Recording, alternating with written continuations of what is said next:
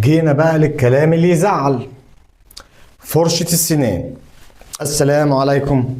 اولا انا مبسوط جدا اني موجود معاكم النهارده، ولو الفيديو ده عجبك هحتاج منك لايك وشير واشتراك في القناة على حسب تقييمك للمحتوى، عشان احنا مش هنكبر غير بيك. طيب نبتدي ونخش في الموضوع بعد ما نصلي عن سيدنا محمد عليه افضل الصلاة والسلام. خليني اتكلم معاك عن 3 حاجات: فرشة السنان، غسول الفم، والخيط. استخدم اني فيهم واني ليه ضرر واني ملوش؟ طيب اني استخدمه امتى؟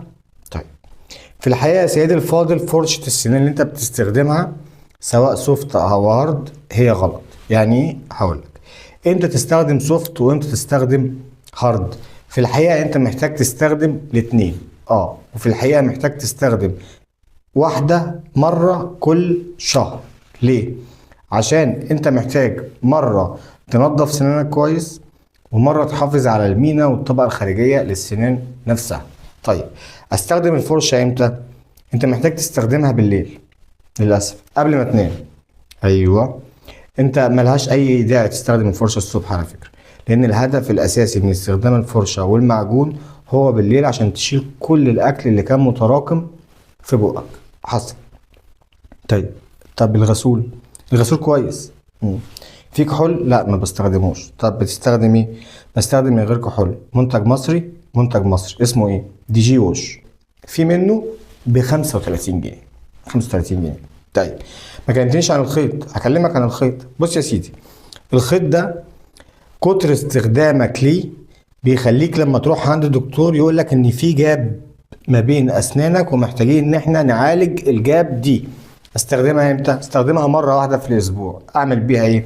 امشيها كده بالطول كده بالطول كده بالطول كده بالطول، بعد كده اخش اتمضمض كويس بغسول الاسنان اللي عندي ده.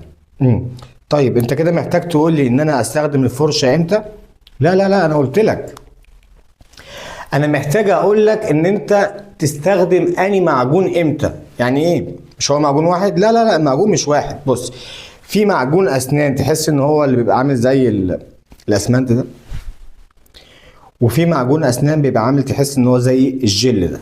طيب انت تستخدم اللي عامل زي الاسمنت ده مع الفرشه الهارد الناشفه. حصل في شهر.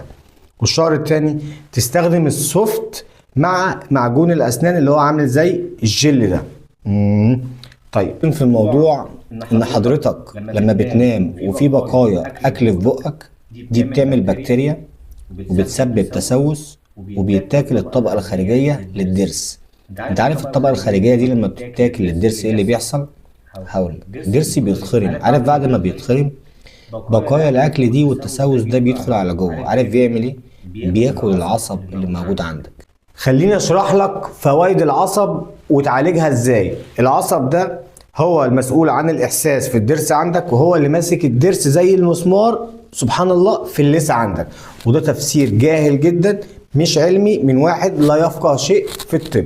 بس اقول لك على حاجه يا فندم، انت لو بصيت على ضرس من ضروسك ولقيت فيه حته بني كده صغيره او زي الصدى، حته نحاس كده صغيره، اعرف ان ده ابتدى يتسوس. لو رحت عند دكتور وكحتها وحشاها، انت كده هتعيش في الجانب الامن.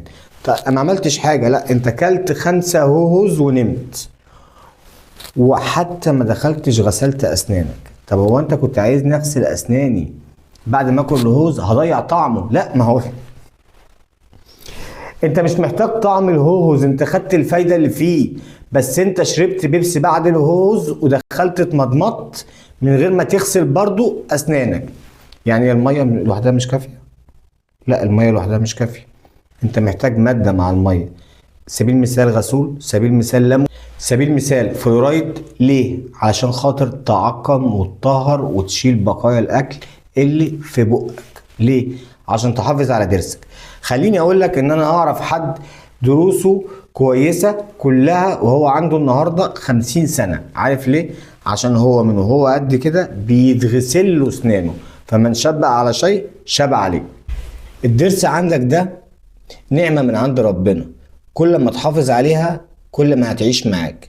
خلي بالك، المحافظة على السنان مش أكل حلويات ولا تكسير بندق ولا أكل ذرة. المحافظة على السنان غسيل قبل النوم، وعدم ترك بقايا طعام في بقك. هتقول انت خلصت؟